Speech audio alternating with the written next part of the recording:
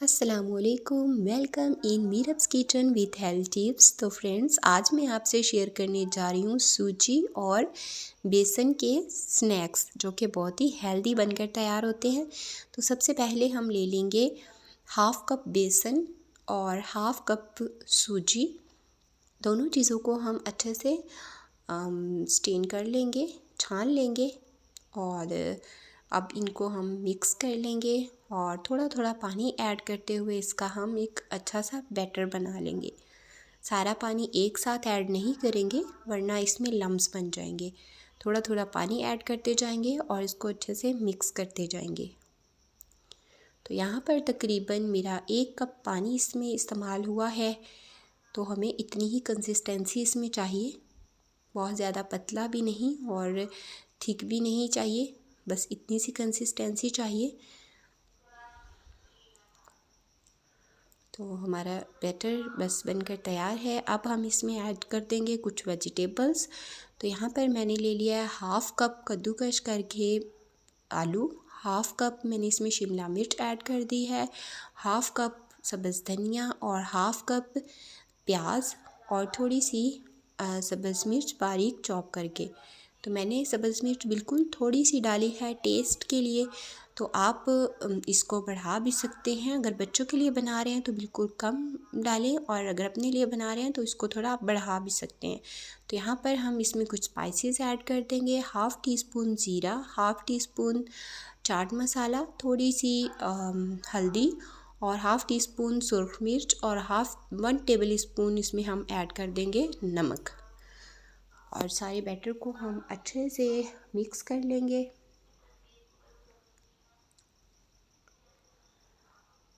तो हमारा बैटर अब तैयार है। तो अब एक कढ़ाई में हम 1 टेबल स्पून ऑयल ले लेंगे और इसको थोड़ा सा गरम कर लेंगे। जैसे ही ऑयल हमारा गरम हो जाएगा तो हम इसमें ऐड कर देंगे बैटर जो हमने बनाकर तैयार किया है।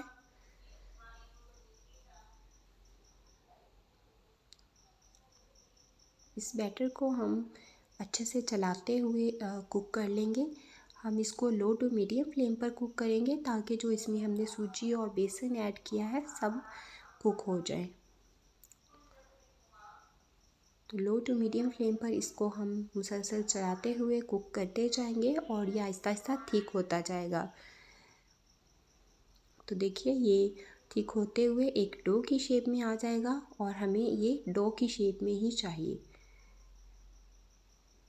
तो जैसे ही हमारा ये डो की शेप लेगा तो ये कढ़ाई भी छोड़ देगा। तो देखिए हमारी कढ़ाई का पैना इसने छोड़ दिया है। अब ये तैयार है तो हम फ्लेम को ऑफ़ कर देंगे और इसको ठंडा कर लेंगे। ठंडा करने के लिए मैं इसको शिफ्ट कर दूंगी एक बाउल में और इसको हम रूम टेम्परेचर पर ठंडा कर लेंगे।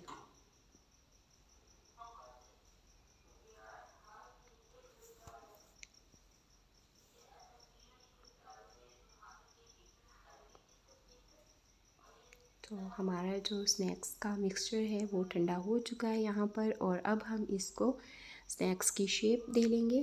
तो यहाँ पर मैंने स्क्वायर शेप दी है, आप अपनी पसंद से किसी भी तरह की शेप्स दे सकते हैं।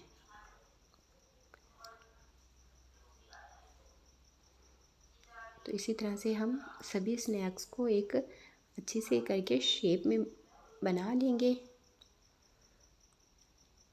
तो मैंने यहाँ पर सभी स्नैक्स तैयार कर लिए हैं। देखिए ये थोड़े से थिक हम रखेंगे, बिल्कुल पतले पतले नहीं बनाएंगे। और अब हम चलते हैं इसके फ्राइंग के प्रोसेस की तरफ। तो यहाँ पर मैंने एक कढ़ाई में थोड़ा सा ऑयल ले लिया है क्योंकि मैं इसको शैलो फ्राई करूँगी।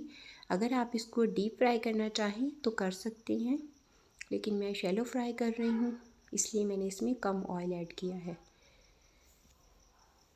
तो यहाँ पर मैंने 4 स्नैक्स का एक बैच डाल दिया है इसमें और मैं बस 4 ही बनाऊँगी क्योंकि मेरे बच्चे एक टाइम में इतना ही खाएंगे और बाकी जो है वो मैं फ्रिज में सेव कर लूँगी, स्टोर कर लूँगी। तो आप चाहें तो इसको स्टोर कर सकते हैं और 10 से 12-15 दिन तक इसको आप इजीली यूज़ कर सकते हैं। इवन ये 1 मंथ तक भी ख़राब नहीं होगा, लेकिन इतनी ज़्यादा देर के लिए ऐसी चीज़ें फ्रिज में सेव नहीं करनी चाहिए। तो बस आप बनाएं तो 8-10 दिन मैक्सिमम रखें और इसको यूज़ कर लें।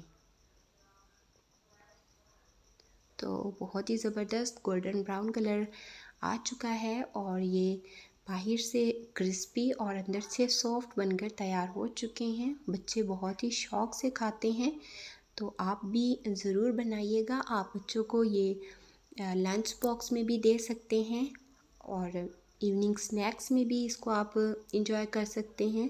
साथ ही रमज़ानुल मुबारक में इफ़्तार में भी आप इसको इंजॉय कर सकते हैं। ये बहुत ही मज़ेदार बनकर तैयार होते हैं। तो फ्रेंड्स, आप भी स्नैक्स की ये रेसिपी ज़रूर ट्राई कीजिएगा और मुझे बताइएगा कि आपके स्नैक्स कैसे बने। अगर आपको वीडियो पसंद आई हो तो वीडियो को लाइक, शेयर और चैनल को सब्सक्राइब ज़रूर कर दीजिएगा। तो मिलते हैं नेक्स्ट वीडियो में। अपना ख्याल रखिएगा। मुझे दीजिए इजाज़त। अल्लाह हाफिज़।